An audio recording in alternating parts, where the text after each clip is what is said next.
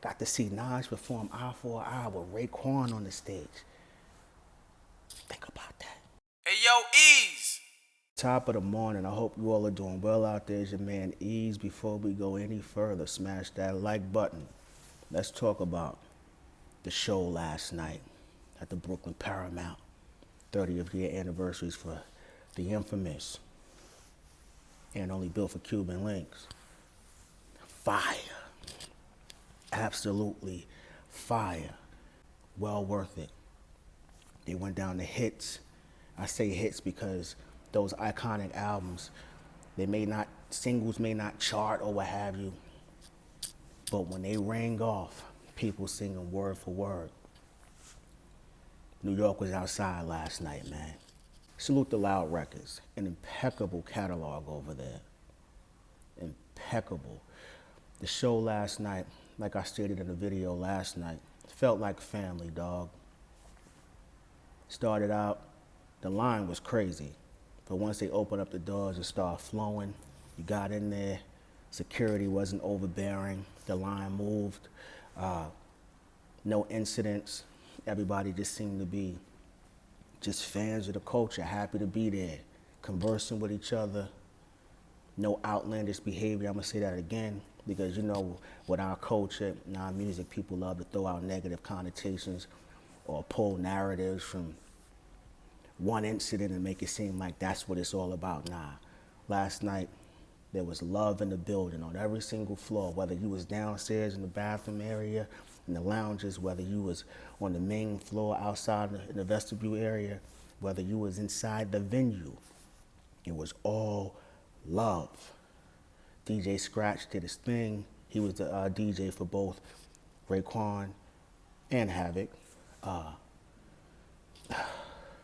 So many different things. Where do I start? First of all, let's start with Havoc and Raekwon's stage presence. Oh, man. See, I've never seen Havoc live. As much as I love Mobb Deep, last night was a bucket list situation for me, too, because I've never witnessed him live. And it was well worth the wait. Miss P immensely, wish she could have been there. I know it would have been totally different if he was, but just to be able to witness that and how they upheld his legacy or continue to uphold it was something, it was very gratifying, you know. Raekwon is a master of ceremony, how he keeps things just moving along. Oh, and he sounds phenomenal performing. His voice is so crisp. Ghostface came out. I know a lot of people been down on his vocal tone as of late, on his recordings, but let me tell you something, on that stage, he's youthful, energetic, tonality is clear. He is a master at his craft. Meth came out, and I love how they just support each other, right? They just swarm. They don't mind playing hype man. If someone is not even fumbling over lyrics or may forget something, don't need a millisecond just to catch their breath, they right there. Brotherhood. I was also astonished, or just, it was heartwarming to see Raekwon filling in for Havoc as he spit too. See, that's how you know that they're fans of the culture. Sometimes people go on tours together or do shows, they don't really know each other's music. These dudes know each other's music. Just like the crowd are supporters and fans of hip hop, they're successful because they are supporters of the very culture that they have benefited from. Nas came out, didn't try to steal the limelight, came through, put his hood on, had the leather on, did his 1-2, kept it pushing. He was even getting in there being the hype man or doing ad-libs and things of that nature. It was a beautiful thing, man, to see how these dudes have grown together. It was a wonderful thing to witness. Yo, and Raekwon, man, when Nas is doing, I don't know if it was eye for eye or verbal intercourse, like, yo, you killed that, son. Like, Raekwon can make you feel as though you can drop 50 points or hit the game winner after going 0 for 20 during the game. Like, they uplift each other. And I know this is how it's supposed to be, but to see it in real time, and like I stated before, how we always hear about the negative connotations in the culture, the OGs are putting on. all this commotion and nonsense that be going on, the arguing and bickering about clout chasing and who wants to be relevant and who's the king of this, who's in the forefront, who hot, who not. Last night is what every MC should be working towards or aspiring to be. A legacy artist, have a catalog. They was ringing off joints that wasn't #1 hits. And if you could see some of these men in the audience, even women, who got families at home, probably well in their 50s, reciting these lyrics, being energetic and youthful, and just so excited as if they're still in their teens, that goes to show you what that music means to people. And that's why they can do a 30th year anniversary concert. I can't speak for all the other shows they've done, and I don't want to tell too much because each city is different, but they came out and showed NY love, man. They really held it down for the home team. LOX came out, MOP came out. Like, by that time, I was starting to exit. I was downstairs about to leave. Me and his brother, he was like, yo, man, it's crazy. We about to walk out. And they got more hits coming through. What I did witness was enough for me. It was enough. Just to see that. Just to see that was very gratifying. And it also showed me that time, like we compare different dudes now, like you may compare what Griselda's doing to what they did back then. They had jams back then. Not trying to play Griselda, but I could see it like when Rome Streets opened up, he was struggling a bit. He was getting frustrated with the crowd because they didn't really know his material too much. Some people knew it, some people didn't. But it's underground boom bap hip hop, but Raekwon, Wu-Tang, and Havoc and Mobb Deep had jams. That's the difference. I'm talking about stadium rockers or songs that people gravitate to because it connects to a specific time and place in their lives. Like when Do You Believe in Heaven or Hell, when that came on, even though that's a slow tempo joint, with him and Ghost going back and forth, people felt that. That's soul music. I always say that soul ain't always James Brown samples or the Temptations or anything from the Philadelphia era or Otis Redding. No, soul is how it makes you feel. And what they tapped into, I'm glad I grew up on it, and I'm glad I got a chance to celebrate them and be a part of a celebration with my fellow hip hop family and community. Shout out to everybody that came up, showed love to the channel.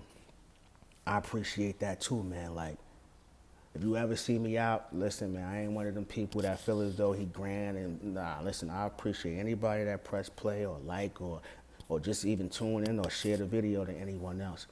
Like, hip hop is something that we all enjoy, and it's good to have safe places and spaces to really showcase that. And last night was one of those. Oh, and shout out to the Brooklyn Paramount. That is such a beautiful venue. I've never been there before. The employees are classy. No yelling and screaming. You ask a question, they let you know where the restroom is or coat check is. It was just a beautiful night. A celebration of classic music. I'm gonna stop saying hip hop. Those are classic albums. Classic albums. Shout out to the whole Wu. Shout out to everybody in Queens. Mobb Deep, Big Noyd was there as well. Man, it was a beautiful thing to witness. Beautiful thing to witness. Anybody that was there, what's your favorite moment? What's your favorite moment? I got to see Nas perform Eye for an Eye with Raekwon on the stage. Think about that. I got to see Nas perform Verbal Intercourse. I know some people have seen that before with the Nas and Wu-Tang tour they went on. But it was something about last night, man. It wasn't a stadium. It felt so intimate. It felt like it was, intimate is the word. It felt like everyone was approachable, within arm's reach. It felt like family was performing for family, man. It didn't feel corporate, but there were people of all different ethnicities and cultures mingling, kicking it with each other. That's what it's all about, man. That is exactly what it's about. That's why I employ people to go outside and go to these shows. Because listening to music at home is cool too, but the experience of intermingling or conversing with people from different cultures and ethnicities or different cities, and the connections that you can make, because you don't know people's entry points or where they figured out or learned about said artists. They may put you on the game. And as a reminder of what the culture is supposed to be about. Celebrate what we love. And y'all showed me last night that a lot of y'all are with that, and I'm a part of that. So listen, if you can, go check out the 30th anniversary concerts of the infamous and only built for Cuban Linx. They may have maybe 3 or 4 shows available. I'll put the posting up on this video, but salute to everybody. Nas also said he shouted out his album he got coming out this Friday. No one was, it just felt seamless, you know? It felt seamless. And I'm glad I went.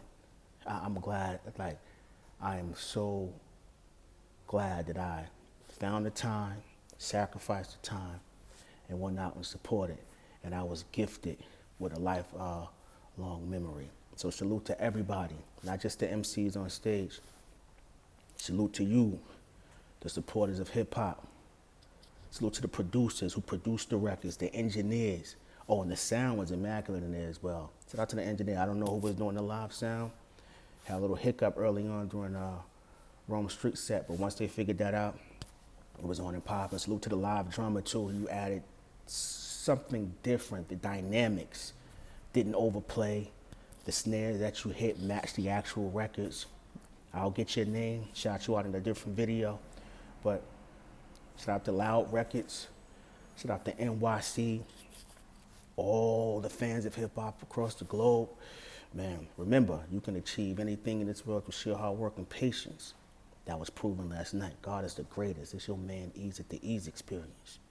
Go get your shit. Hey, yo, Ease.